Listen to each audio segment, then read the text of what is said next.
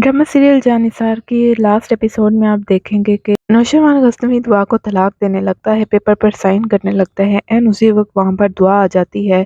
वहाँ पर सब लोग मौजूद होते हैं। नौशरवान दुआ को देख के कहता है कि तुम यहाँ पर अब क्या करने आई हो। दुआ कहती है कि मैं आपको एक झलक देखने आई थी, मेरा दिल कर रहा था कि मैं आपको देखूं, मैं आपको बहुत ज़्यादा याद कर रही थी। जबकि नौशरवान दिल पर पत्थर रखकर कहता है कि मैं तुम्हें देखना नहीं चाहता, मैं तुमसे बहुत ज़्यादा नफरत करता हूँ। जबकि दुआ कहती है कि आपकी आंखें तो कुछ और कह रही हैं, मैं जानती हूँ कि आप मुझसे नफरत नहीं करते, आपके दिल में अभी भी कहीं ना कहीं मेरे लिए मोहब्बत मौजूद है। वहाँ पर अम्मा साहिब भी मौजूद होती हैं, कशमाला भी मौजूद होती है। कशमाला नौशरवान से कहती है, नौशरवान ये जानबूझकर यहाँ पर आई है, इसका इरादा है कि आप इसको तलाक ना दें, आप सच्चाई जान चुके हैं, अब आप इसको तलाक दे दें।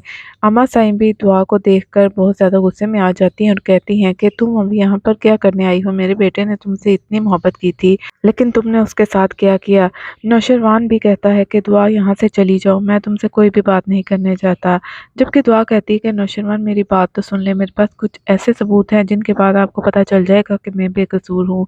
कशमाला जब दुआ के मुंह से ये बातें सुनती है तो वो डर जाती है। वो कहती है कि आखिर दुआ के पास ऐसे कौन से राज हैं, कौन से सबूत हैं, हालांकि मैंने तो सरफराज का मोबाइल छीन लिया था, फिर दुआ के पास ये सबूत कहाँ से आए। वो डर जाती है लेकिन दुआ कहती है कि नौशरवान एक बार मेरी बात तो सुने। नौशरवान उसकी बात सुनने के लिए तैयार नहीं होता। वहाँ पर जाफर भी मौजूद होता है। जाफर को और दुआ को सब कुछ पता है क्योंकि दुआ ये सारे सबूत जाफर को दिखा चुकी है। जाफर भी नौशरवान को कहता है कि साईं आप दुआ बीवी की वो प्रूफ तो देखे, मैंने भी देखे थे और मुझे लगता है कि दुआ बीवी बेकसूर हैं। लेकिन नौशरवान को बिल्कुल भी यकीन नहीं होता क्योंकि उसने अपनी आंखों पर यकीन किया है जो उसने देखा था, हालांकि वो सिर्फ एक धोखा था, कशमाला का बिछाया हुआ जाल था। नौशरवान किसी तौर पर भी दुआ की बात सुनने को तैयार नहीं है। चूँकि ज़ावियार की बरसी है इस वजह से सब लोग वहाँ पर मौजूद होते हैं। अम्मा सईं और कशमाला भी मौजूद होते हैं और भी बहुत सारे लोग आए होते हैं और आज सबके सामने कशमाला की हकीकत खुलने वाली है। अम्मा सईं तो अपने बेटे की ये हालत देखकर बहुत ज़्यादा दुखी हो रही होती हैं क्योंकि वो जानती हैं कि मेरे बेटे ने, नौशरवान ने इससे बहुत ज़्यादा मोहब्बत की है लेकिन इस औरत दुआ ने इसको धोखा दिया है। जबकि कशमाला के दिल में जोर होता है, वो काफ़ी डर जाती है। वो दुआ से कहती है कि दुआ यहाँ से चली जाओ, तुम देख नहीं रही कि नौशरवान तुम्हारी बात नहीं सुनना चाहते। तो दुआ कहती है कि कशमाला तुम तो चुप ही रहो, तुम्हारे खिलाफ बहुत से राज हैं, तुमने जो घिनौना खेल मेरे साथ खेला है ना, आज मैं वो बेनकाब करके ही रहूंगी। कशमाला कहती है कि तुम्हें समझ नहीं आ रही, मैं तुम्हें कह रही हूँ कि यहाँ से चली जाओ। जब दुआ नीचे आई होती है और ज़ावियार की बरसी होती है तो बाबा सईद की तबीयत कुछ ख़राब हो जाती है। वो अपने कमरे में ही होते हैं। चूँकि आज ज़ावियार की बरसी होती है इसलिए उनको अपने बेटे की बहुत याद आती है और वो उसके कमरे में जाकर बैठ जाते हैं और उसकी चीज़ें देख रहे होते हैं। उसी वक्त उनके हाथ ज़ावियार की एक डायरी लग जाती है। वो जब ज़ावियार की डायरी पढ़ने लगते हैं कि तो उनके पैरों तले तो ज़मीन निकल जाती है। ज़ावियार ने उस डायरी में कशमाला के बारे में सब कुछ लिखा हुआ था कि किस तरह कशमाला उसको मारना चाहती है और वो नौशरवान से मोहब्बत करती है। अपनी ज़िंदगी की सारी हकीकत उसने वहाँ पर लिख दी थी जो इन लोगों से छुपी हुई थी। ज़ावियार ने कई बार बताने की कोशिश की नौशरवान को, बाबा साईं को, लेकिन कशमाला हर वक्त उसकी राह में आ जाती थी और यहाँ तक कि ज़ावियार को उसने हमेशा के लिए चुप ही करवा दिया ताकि ज़ावियार ये सच्चाई किसी को ना बता सके कि कशमाला इस शादी से खुश नहीं है और वो नौशरवान को चाहती है और वो मुझे मरवाना चाहती है। बाबा सईद के तो हाथ पैर कांपने लग जाते हैं, उन्हें समझ नहीं आती कि वो क्या करें। उनको याद आता है कि दुआ चीख चीख कर चलाती रही, कहती रही कि मैं बेगुनाह हूँ, लेकिन ये लोग दुआ पर जुल्म करते रहे और उसको सबके सामने जलील करके हॉस्पिटल से भी निकाल दिया।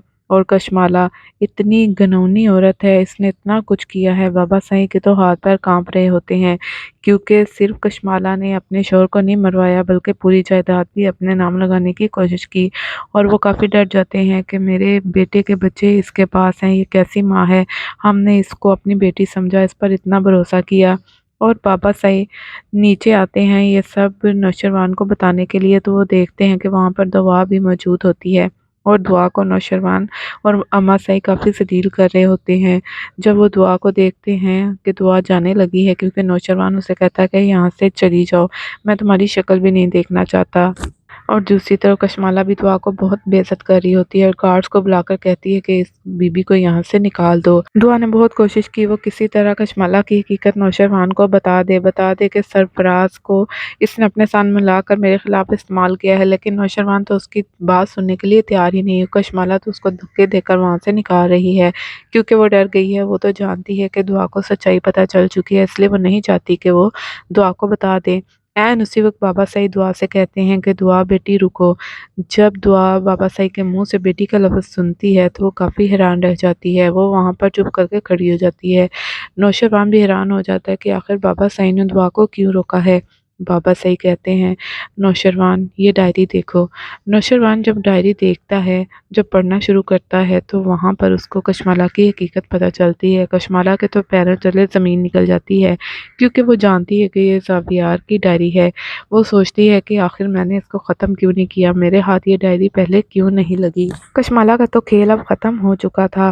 کشمالہ کافی ڈر رہی ہوتی ہے، اماں سے بھی حیران ہوتی ہیں کہ آخر اس ڈائری میں ایسا کیا لکھا ہے جس کو پڑھ کے بابا سعید اتنا رو رہے ہیں، اتنا پریشان ہے۔ اور نوشروان بھی بہت زیادہ غصے میں آ جاتا ہے جب وہ یہ ڈائری پڑھتا ہے اور اماں سعید اور سب کے سامنے کشمالہ کی حقیقت بتاتا ہے اور دعا سے بھی معافی مانگتا ہے۔ دعا بھی سن کر اتنی حیران پریشان ہو جاتی ہے کہ اسی نے اپنے شوہر کو مارا، نوشروان کے بڑے بھائی کو اسی عورت نے مارا۔ کسی کو بھی اس بات پہ یقین نہیں آتا کہ کشمالہ اتنا گندا کھیل کھیل سکتی ہے اور اس حد تک گر سکتی ہے۔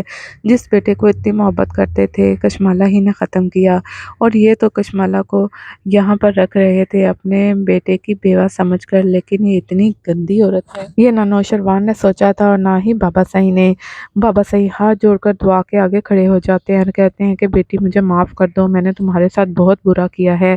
لیکن دعا کہتی ہے کہ بابا سعید آپ اس طرح مجھے شرمندہ نہ کریں، آپ میرے بڑے ہیں۔ دوسری طرف نوشروان سا غصے میں ہوتا ہے اور وہ پولیس کو بلاتا ہے کشمالہ کو پکڑوانے کے لیے کیونکہ وہ کشمالہ کو ایسے نہیں چھوڑے گا۔ دوسری طرف کشمالہ نئے بہانے بنانے کی کوشش کرتی ہے، وہ کہتی ہے کہ نوشروان یہ ڈائری غلط ہے، یہ جھوٹ ہے، میں ایسے نہیں کر سکتی۔ نوشروان میں آپ سے بہت زیادہ محبت کرتی ہوں۔ آخرکار آج کشمالہ بتا ہی دیتی ہے نوشروان کو کہ یہ سب کچھ اس نے اب اس کی محبت میں کیا ہے۔ نوشروان تو یہ سن کر حیران رہ جاتا ہے کہ وہ کب سے نوشروان سے محبت کرتی تھی، یہ تو کشمالہ کو اپنی بھابھی سمجھتا تھا۔ نوشروان کہتا ہے کہ تم نے میری زندگی برباد کر دی، میرے بھائی کو مار دیا، میں تمہیں چھوڑوں گا نہیں۔ کشمالہ جب دیکھتی ہے کہ سب کچھ اس کے ہاتھوں سے نکلا جا رہا ہے تو اس کے دماغ پر اثر ہو جاتا ہے، وہ صفائی دینے کی پوری کوشش کرتی ہے۔ جب یہ سب کچھ کشمالہ کے بارے میں نوشروان اور بابا سعید اور اماں سعید کو پتہ چل جاتا ہے تو دعا اور جعفر جو ہیں ان کے پاس کشمالہ کے بارے میں مزید پروف تھے، وہ سارے نوشروان کو سنا دیتی ہے۔ اور نوشروان جب یہ سنتا ہے ریکارڈنگ کشمالہ کی کہ وہ سرفراز سے کہہ رہی ہوتی ہے کہ تم نے بہت اچھا کھیل کھیلا، اب دعا کو نوشروان ہمیشہ کے لیے چھوڑ رہا ہے، تو وہ بہت زیادہ غصے میں آ جاتا ہے۔ اس کو یقین نہیں آتا کہ دعا پر اس نے اتنا شک کیا، لیکن اس کھیل میں کشمالہ اور سرفراز ملے ہوئے تھے۔ اماں سے بھی دعا سے بہت زیادہ معافی مانگتی ہیں کیونکہ انہوں نے دعا کو غلط سمجھا۔ تو ناظرین کشمالہ کا بہت ہی برا حال ہونے والا ہے۔ کوئی اور کیا کشمالہ کو سزا دے گا، قدرت ہی اس کو سزا دے دیتی ہے اور وہ پاگل ہو جاتی ہے ہمیشہ کے لیے۔